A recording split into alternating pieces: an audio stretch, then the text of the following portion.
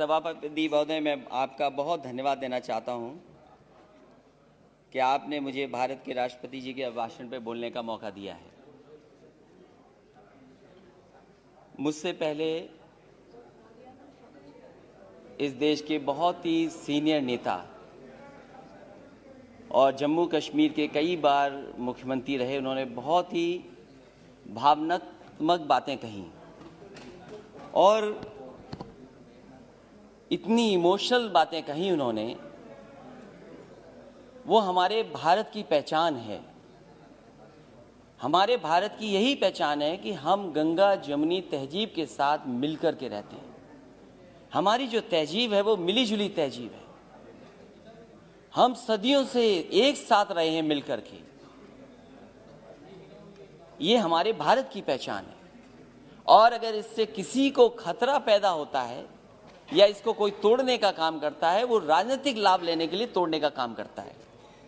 सभापति महोदय, जब मैं खड़ा होता हूं तो कोई न कोई शेर जरूर पढ़ता है, 2 लाइनें जरूर पढ़ता है। पिछली बार भी जब मैं खड़ा हुआ तब भी 2 लाइनें किसी ने पढ़ी, सामान्य सदस्य ने। सभापति महोदय, आज भी मैं खड़ा हो रहा था, उससे पहले 2 लाइनें बोली गईं। मैं उन 2 लाइनों के आगे अपनी 2 लाइनें जोड़ देता हूं और वही देश की राजनीति है। वही रास्ता जो आज सत्ता में लोग हैं उन्होंने अपनाया हुआ है। मैं उनके साथ अपनी 2 लाइनें जोड़ता हूं कि जब तक पिछला कर्तव्य लोग समझ पाए,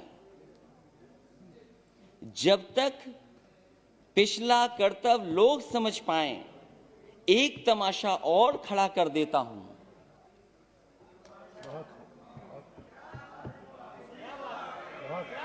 सभापति महोदय, ये जो हमारे सामने सत्ता में बैठे हैं वो समझ गए हैं और बात मैं इसलिए भी कहता हूं, कल मैंने सुना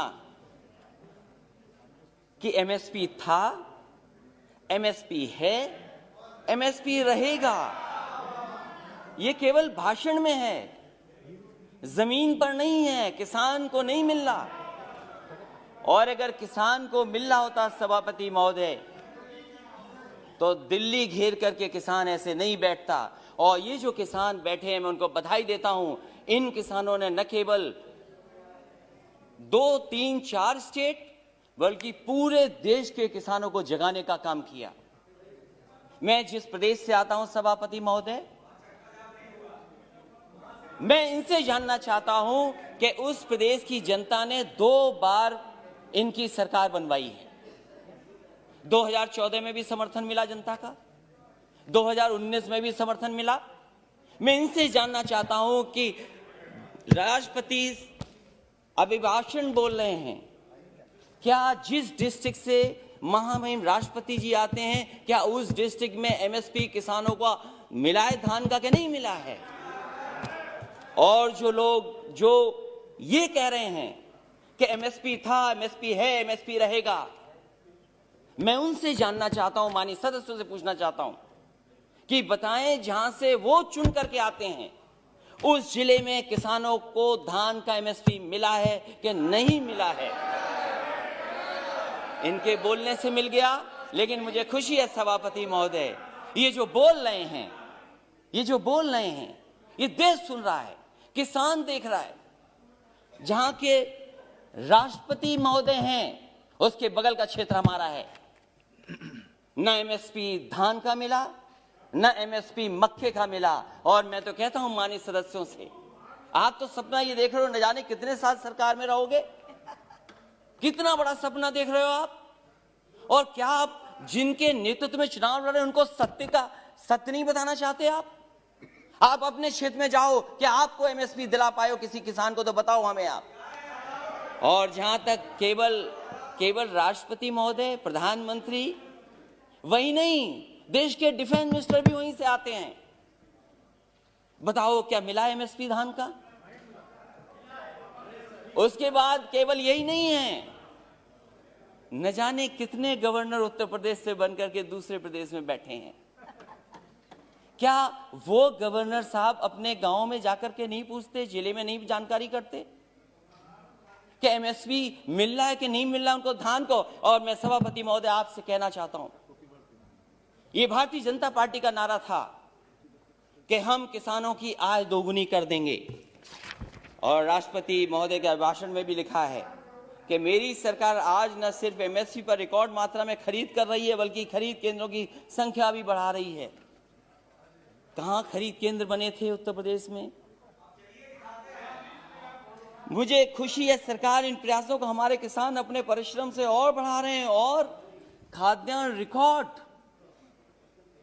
जहां पर से राष्ट्रपति आते हो, प्रधानमंत्री आते हो, डिफेंस मिनिस्टर आते हो, गवर्नर आते हो, सरकार बनवाई हो, उस प्रदेश में एमएसपी नहीं मिल रही।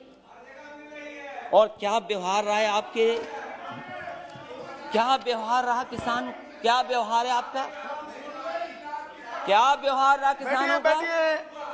अब भारत के इतिहास में अवसर आएगा तब बताइएगा, भारत के इतिहास तो बताइएगा, प्लीज तब बताइएगा। भारत के इतिहास में ऐसा व्यवहार किसानों के साथ कभी नहीं हुआ सभापति महोदय। क्या क्या नहीं कहा गया किसान लोगों को, क्या नहीं कहा गया, अपमानित किया गया, और वो दिल्ली आकर के अपनी बात ना कर दें। प्लीज माननीय मंत्री जी कुछ कहना चाहते हैं जी। सर, मुझे एक बहुत विनम्र आग्रह करना है आपके विचारार्थ। राष्ट्रपति जी के अभिभाषण पर धन्यवाद का एक चर्चा चल रही है सर। राष्ट्रपति जी की एक परंपरा होती है, प्रधानमंत्री गवर्नर सबके लिए कह रहे हैं, लेकिन राष्ट्रपति जी के जिले में एमएसपी मिला कि नहीं मिला, ये एक बार आप परंपरा को देख लें। इस तरह का संदर्भ मेरे 20 साल के संसदीय अनुभव में नहीं होता है।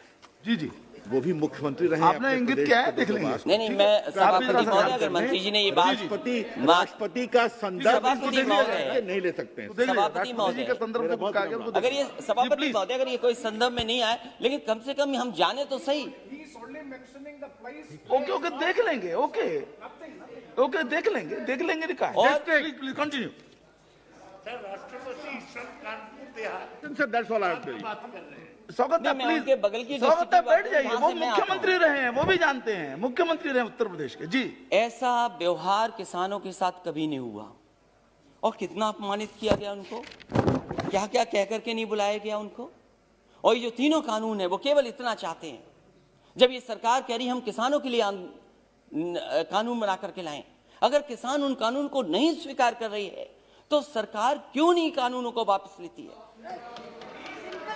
जिनके लिए ये कानून बना है, जिनके लिए कानून बना है, वो कानून नहीं चाहते हैं, तो सरकार को आखिरकार कौन रोक रहा है? और क्या ये आरोप ठीक नहीं है कि कॉर्पोरेट घराने को लिए आपने कारपेट बिछा करके इन कानूनों को लाने का काम किया? आप जनता से चुनकर के आते हैं, जनप्रतिनिधि बन रहे हैं, लेकिन लगता यहां पर है सदन में बैठ करके आप धन प्रतिनिधि बन करके आए हैं। और क्या कहते हैं आप? जो लोग आंदोलन कर रहे हैं उनके लिए आप क्या कहते हैं? जो आंदोलन, ये देश आजाद हुआ आंदोलन से, न जाने कितने अधिकार मिले आंदोलन से। वोट डालने का महिलाओं का अधिकार आंदोलन से मिला, न जाने कितने आंदोलनों से नेता निकले बन करके। राष्ट्रपिता महात्मा गांधी देश के बने क्योंकि आंदोलन लड़े, आंदोलन में खड़े हुए, न केवल अफ्रीका, दुनिया, बल्कि भारत जैसे देश को आजादी दिलाई उन्होंने। उस आंदोलन के बारे में क्या कहा जा रहा है कि आंदोलन जीवी हैं। मैं उनको क्या कहूं, मैं उन लोगों को क्या कहूं जो लगातार चंदा लेने निकल जाते हैं? क्या वो चंदा जीवी संगठन के लोग नहीं हैं? अगर वो हो सकते हैं जिनको आप आंदोलन जीवी बोल रहे हैं, तो आप भी तो चंदा लेने के लिए निकल पड़ते हैं, जब कहीं तब निकल जाते हैं आप। क्या आप चंदा जीवी नहीं है?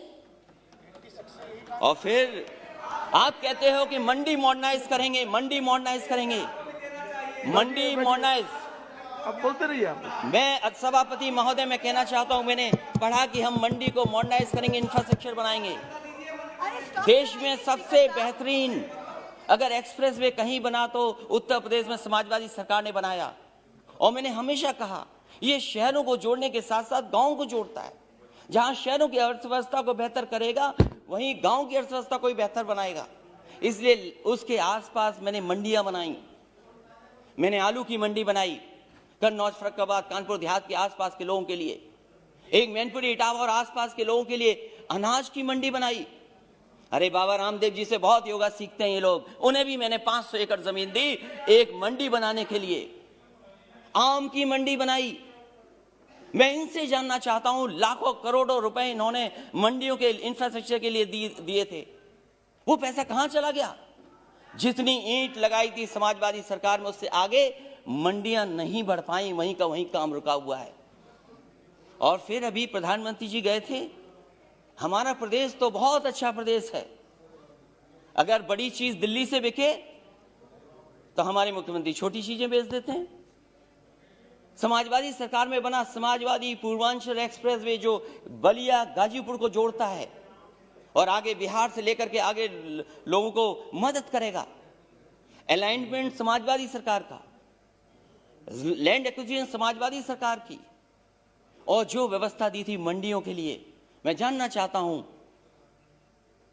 कि आखिरकार मंडियां क्यों नहीं बन रही उसके किनारे, क्यों नहीं मंडियां बन रही? और जहां तक मंडियां क्यों नहीं बन रही, गाजीपुर में मंडी बननी थी, आजमगढ़ में मंडी बननी थी, सुल्तानपुर मंडी बननी थी। और जहां तक अपराध की बात कर रहे हैं सभापति महोदय, देश का पहला मुख्यमंत्री होगा जिसने अपने मुकदमे वापस ले लिए। मुझे बताए कोई मुख्यमंत्री जिसने वापस लिए हो मुकदमे अपने। और फिर अपराध की बात कर रहे हो, ठोको नीति चल रही है, जिसको चाहो उसको ठोक दो। और कानून व्यवस्था की बात करोगे, महिलाओं की बात करोगे, मेरी माता जी बैठी हैं, महिलाओं पे बहुत चिंतित रहती हो। जाओ क्या हालत है उत्तर प्रदेश में माताओं बहनों की, और अपने आंकड़े निकाल करके देखो क्या आंकड़े हैं। सबसे ज्यादा अपराध अगर कहीं हुआ है तो महिलाओं के साथ अपराध उत्तर प्रदेश में हो रहा है। तो इसलिए सभापति महोदय मैं कहना चाहता हूं, राष्ट्रपति जी के अभिभाषण पर बोलिए ना। सभापति महोदय, दूध की भी बात हुई, दूध की बात हुई, बैठिए। कुछ सभापति महोदय, दूध की भी बात हुई, प्लीज बैठ जाइए। मैं इनसे जानना चाहता हूं, उत्तर प्रदेश सरकार ने, जब समाजवादी सरकार थी तो गुजरात का अमूल प्लांट वहां लगाए, 5-5 लाख लीटर के 2 प्रोक्योरमेंट के प्लांट लगे, मदर डेयरी का प्लांट लगा, प्रोक्योरमेंट बढ़ा, प्रोडक्शन बढ़ा। 4 साल गुजर गए, एक नया प्लांट मिल का नहीं लग पाया। और दुख तो तब होता है जब लखनऊ के प्लांट में, अमूल में, वहां के लोगों का दूध नहीं प्रोक्योर हो रहा, गुजरात से आकर के प्रोक्योर हो रहा है दूध। वहां पर सरकार बनाए उत्तर प्रदेश, लाभ किसको मिले? इसलिए सभापति महोदय, समय मेरे पास आपने कम दिया, मैं धन्यवाद देता हूं, लेकिन मेरी यही गुजारिश है कि जहां किसान की जान चली गई है, मैं श्रद्धांजलि देता हूं, उनके परिवार के लोगों को नौकरी मिले। ये ऐसा दुर्भाग्य है जहां किसान अन्नदाता हमारा बैठा और सरकार नहीं सुन रही। और अहंकार तो बड़े बड़ों का नहीं बचा। ये वो किसान हैं जो कीले उखाड़ देते हैं, पेड़ उखाड़ देते हैं, बंजर जमीन को ठीक कर देते हैं। और समय आएगा सभापति महोदय, इस सरकार पे भी पटेला चलेगा। बहुत बहुत धन्यवाद। श्री दिलीप सैकिया जी।